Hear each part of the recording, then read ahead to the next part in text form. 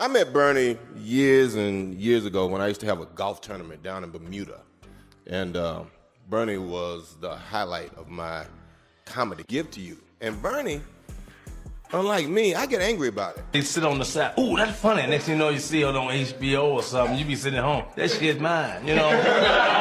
But ain't nobody gonna believe you, first come first. Where did I meet you? Tell me the first thing I said to you. I don't know who this is, but I'm gonna marry him.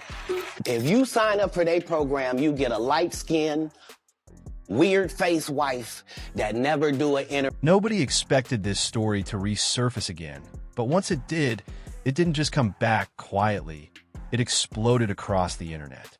Old interviews, comedy clips, and controversial moments started circulating everywhere, pulling names like Steve Harvey, Bernie Mac, Katt Williams, and Samuel L. Jackson right back into the spotlight. But what made it hit different this time wasn't just the names, it was the claims. Allegations of behind-the-scenes influence, stories of Hollywood tension, and theories about relationships, loyalty, and power that people say explain everything, but others completely deny. And as the internet keeps digging deeper, one question keeps getting louder. Backend index pointing right, what parts of this story are real? And what parts are shaped by years of speculation, edits, and social media storytelling? Because once you start connecting these moments together, the line between fact and rumor starts to blur fast. And that's exactly where this story begins. It all started in a world where comedy wasn't just entertainment. It was culture, competition, and survival at the same time. Back then, stand-up wasn't polished the way it is today. It was raw, it was personal, and it was built on reputation more than social media reach. In that era, Steve Harvey and Bernie Mac were two names that carried serious weight in the comedy scene. Not because they were constantly in the headlines together, and not because they were publicly tied to drama, but because they both represented different paths to the same destination: success and entertainment. Steve Harvey was building something different. He wasn't just a stand-up comedian trying to survive club to club.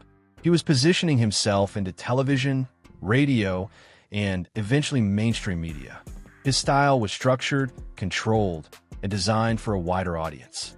Over time, that approach opened doors that most comedians at the time could only dream about. Bernie Mac, on the other hand, was the definition of raw comedy energy. He didn't rely on polish or mainstream appeal in the same way. His presence on stage felt unpredictable, real, and unapologetically honest. When Bernie Mac performed, it didn't feel like he was trying to fit into the industry. It felt like the industry had to adjust to him. And that difference is where most of the online conversation years later begins to form theories. Because when people look back now, they don't just see two comedians. They see two completely different strategies for success in Hollywood. During the rise of shows like The Kings of Comedy, both Steve Harvey and Bernie Mac became household names in a way that expanded their influence far beyond stand-up clubs. That tour became one of the most iconic comedy movements of its time, bringing together some of the biggest names in Black comedy history. On stage, everything looked unified. The energy was strong, the crowd reactions were massive, and the performances felt like celebration rather than conflict. But as years passed, and people started revisiting old footage, interviews, and behind-the-scenes stories, new interpretations started forming online. Some viewers began to analyze body language. Others focused on editing choices in old recordings. And some started revisiting interviews where comedians talked about Hollywood in general terms, then tried to connect those statements to specific personal relationships. That's how the modern narrative began to form. Not from new events, but from old moments being reinterpreted. One of the most frequently mentioned points in these discussions comes from old interviews where Bernie Mac spoke about the entertainment industry being a cold game. At the time, those comments were understood as general reflections on Hollywood pressure, competition, and how unpredictable success could be. But years later, those same quotes started circulating online as if they were direct evidence of personal conflict or hidden disputes. In reality, Bernie Mac was known for being outspoken about industry challenges, but also deeply focused on his craft and family life. He wasn't someone who built his career around public feuds or ongoing drama narratives. Still, the internet doesn't always separate tone from interpretation. And that's where the shift begins. As Steve Harvey's career expanded beyond stand-up comedy, his visibility increased dramatically. He became a major television host, radio personality, and eventually a global entertainment figure. His success trajectory was different from many of his peers, not necessarily better or worse, just different. But in entertainment culture, especially online, different often becomes controversial. People started comparing career paths. They started asking why some comedians transitioned into mainstream media faster than others. They started questioning relationships between entertainers from the same era, even when no direct conflict was ever publicly confirmed. And slowly, these comparisons turned into speculation. At the same time, Bernie Mac's legacy grew even stronger after his passing. Whenever a public figure passes away, especially one as influential as Bernie Mac, their past interviews and performances often get re-examined with a new emotional lens.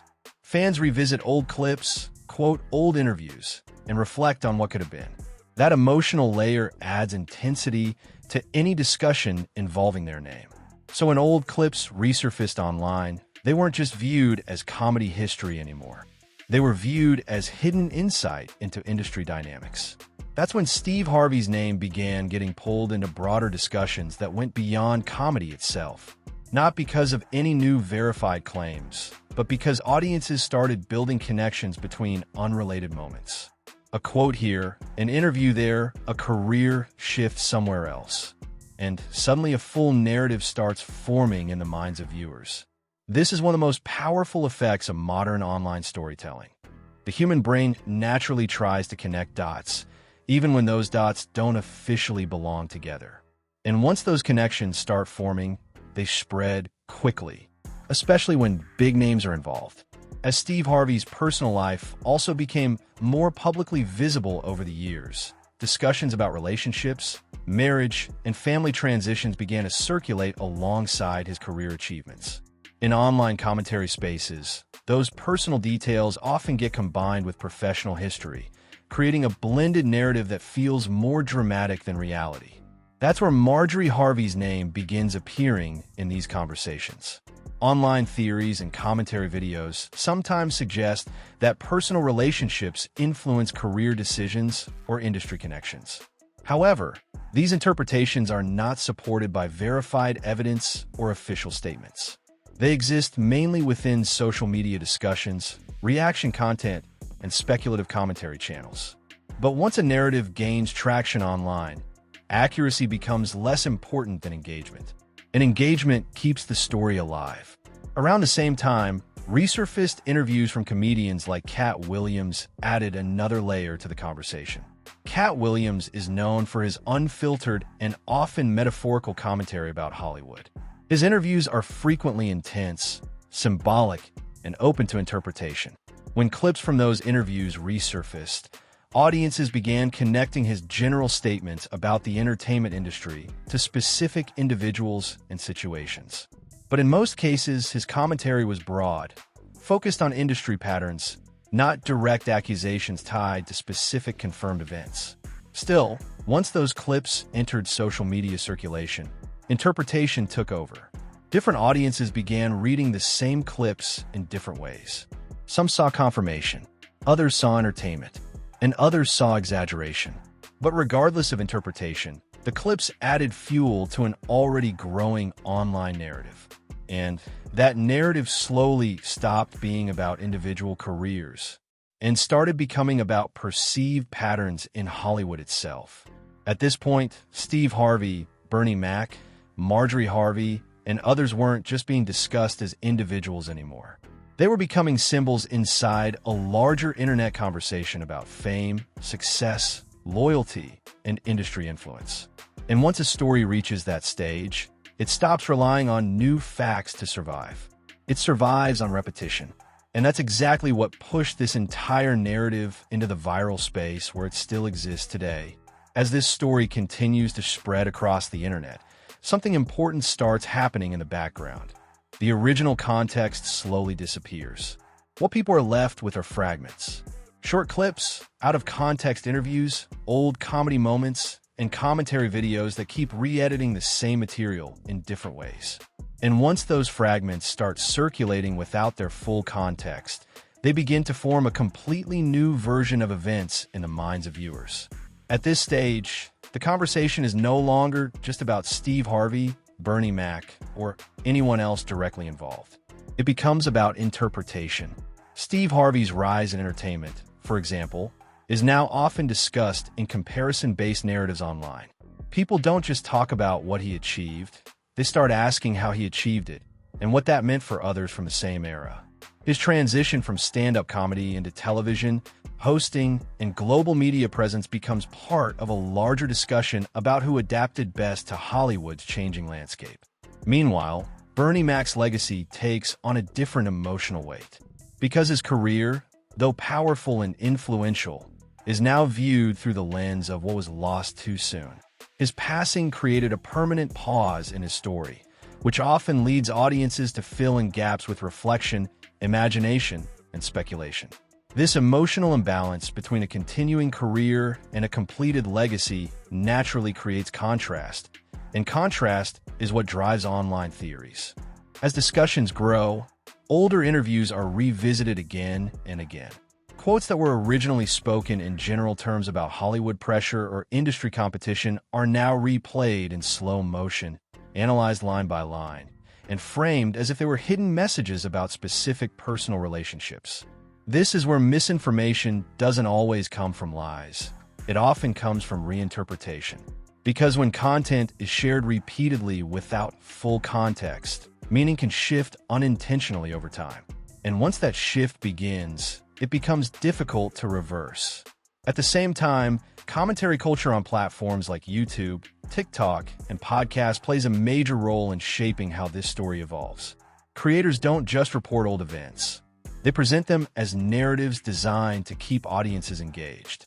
That means emphasis is placed on drama, tension, and unanswered questions, rather than full historical accuracy. So separate topics begin merging together. Comedy history becomes connected to personal life stories.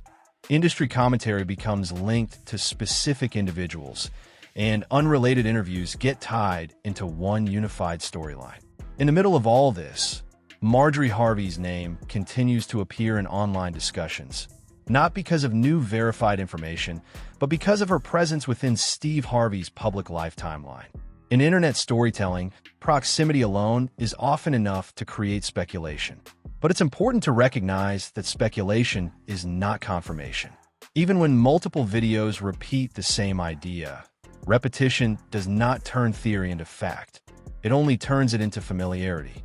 And familiarity is powerful online. The more people hear a version of a story, the more real it begins to feel, even if they've never seen primary sources supporting it. This is one of the strongest psychological effects behind viral narratives. Repeated exposure creates perceived truth. That's why this story continues to grow, even years after the original events it references. Because each generation of viewers encounters it differently. Some discover it through reaction videos, others through short clips, others through algorithm recommendations that group similar topics together. And every new viewer adds another layer of interpretation. As a result, the narrative becomes self-sustaining. It no longer depends on new facts to exist. It depends on engagement to continue spreading. And that is exactly what keeps bringing names like Steve Harvey, Bernie Mac, Katt Williams, and others back into online discussions again and again. Not because the story is evolving in real time, but because the internet keeps revisiting the past and rebuilding it in new ways. And as this cycle continues, the line between documented history and online interpretation becomes even harder to see. As this narrative reaches its most discussed phase online, it no longer behaves like a simple story about comedy history or celebrity careers. Instead, it transforms into something much bigger in the eyes of viewers, a web of connected interpretations, where every clip, quote, and interview becomes part of a larger perceived pattern. At this stage, Steve Harvey, Bernie Mac, Marjorie Harvey, Katt Williams, and even Samuel L. Jackson are no longer being discussed purely as individuals with separate lives and careers. Online commentary often places them into a single evolving storyline, where their names appear together as pieces of a puzzle that audiences are constantly trying to solve. But what's important to understand is how this transformation happens. It doesn't come from one single source or one confirmed event. Instead, it comes from years of content layering. Old interviews being resurfaced, short clips being edited for impact, reaction videos adding interpretation, and social media discussions reinforcing selective narratives. Over time, these layers begin to feel like structure, and structure begins to feel like truth. That's where the final stage of viral storytelling begins. Because once a story becomes widely repeated, it stops needing verification to survive. It starts surviving on recognition. People share it not because they've confirmed it, but because they've seen it before. In this environment, Steve Harvey's career becomes more than just a success story. It becomes a reference point in debates about how the entertainment industry works. His journey from stand-up comedy to global television hosting is often cited in online discussions as an example of adaptability and opportunity in Hollywood. At the same time, Bernie Mac's legacy is treated differently in internet conversations. His impact is universally respected, but his story is often framed emotionally, focused on talent, authenticity, and the feeling that his career was powerful but cut short too soon. That emotional framing naturally invites reflection, and reflection often leads to reinterpretation. When audiences look back at old interviews, they are not just watching content anymore. They are searching for meaning. And when meaning is searched for without original context, interpretation fills the gaps. This is where commentary culture plays a major role. Modern digital platforms reward content that is engaging, emotional, and conversation-driven. That means creators often highlight tension, controversy, or mystery because those elements drive attention. Even when discussing real people and real careers, the presentation style can shift perception dramatically. A neutral interview clip can become evidence when paired with the right narration. A general statement about Hollywood can be framed as a hidden reference to specific individuals.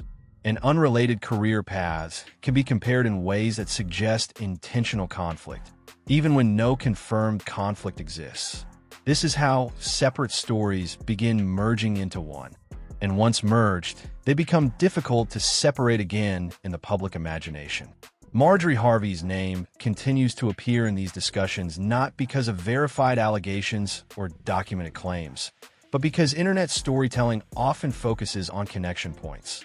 When a person is linked to a public figure, they become part of the same narrative ecosystem in online interpretation.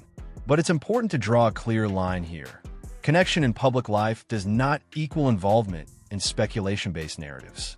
However, online audiences don't always maintain that distinction, especially when content is repeatedly framed in dramatic or suggestive ways. Meanwhile, Katt Williams' resurfaced interviews continue to circulate across platforms. His commentary style, often symbolic, emotional, and critical of Hollywood systems, leaves room for interpretation. And when clips are shared in isolation, without full context, audiences can interpret them in multiple different directions. Some viewers see entertainment commentary. Others see hidden meaning. Others see confirmation of existing beliefs. But the original intent often gets diluted through repeated sharing. This is one of the defining features of modern viral storytelling. Meaning becomes audience-driven rather than source-driven. And that shift is what allows this entire narrative to keep expanding. Because every new viewer brings a slightly different interpretation. Every reaction video adds another angle. Every comment section, debate reinforces or challenges parts of the story. Over time, these interactions create the illusion of an ongoing investigation, even though no new verified evidence is being introduced. Instead, the story evolves through repetition and reinterpretation. At the same time, the emotional element of this narrative plays a major role in its longevity. Stories involving legacy figures like Bernie Mac naturally carry emotional weight. When audiences revisit his performances or interviews, they often do so with admiration and nostalgia. That emotional connection makes the surrounding discussion more impactful, even when it shifts into speculative territory. On the other hand, Steve Harvey's continued public presence keeps his name actively in circulation. Unlike legacy figures whose stories are complete, his ongoing career means he remains part of current media conversations. That contrast between a completed legacy and an active career often fuels comparison-based narratives online. And comparison is one of the strongest drivers of internet debate. But while comparisons can be harmless, they can also lead to oversimplification. Complex careers and personal lives get reduced into single narratives, where nuance is lost in favor of dramatic interpretation. That is exactly what has happened with this story over time. What began as separate conversations about comedy history, entertainment careers, and public interviews has now merged into a single online narrative framework, one that continues to be reshaped depending on who is telling it and how it is being presented. And yet, despite all the reinterpretation, one fact remains consistent. Most of what is discussed in this narrative comes from public commentary, resurfaced clips, and audience interpretation, not from confirmed unified evidence tying all these claims together. But in the world of viral content, perception often carries more influence than verification. Because once a story becomes widely known, it no longer depends on proof to survive. It depends on attention. And attention is exactly what keeps this narrative alive, reshaped, and repeated across platforms, long after the original moments have passed. That's why even today, this story continues to circulate, evolve, and reappear in new formats, each time reaching a new audience who hears it for the first time and experiences it as something fresh. Not because the facts are changing, but because the storytelling around them never stops. If you've made it this far, now I want to hear from you. Do you think this is just internet storytelling taken too far, where old clips and interviews are being mixed together into one big narrative? Or do you believe there's actually more behind these Hollywood relationships than what's ever been officially said? Because the truth is, once you start breaking these stories down, it gets harder to separate fact from interpretation. And that's exactly why conversations like this never really die online. They just keep coming back in different forms, with different opinions and new audiences discovering them every day. Drop your thoughts in the comments and let me know how you see it. Do you think people are reading too much into old comedy history? Or is there something deeper that the internet keeps picking up on? And if you want more breakdowns like this, where we dig into celebrity stories, resurfaced interviews, and viral narratives that the internet keeps debating, make sure you stay tuned, because there's always another story just like this waiting to be unpacked next.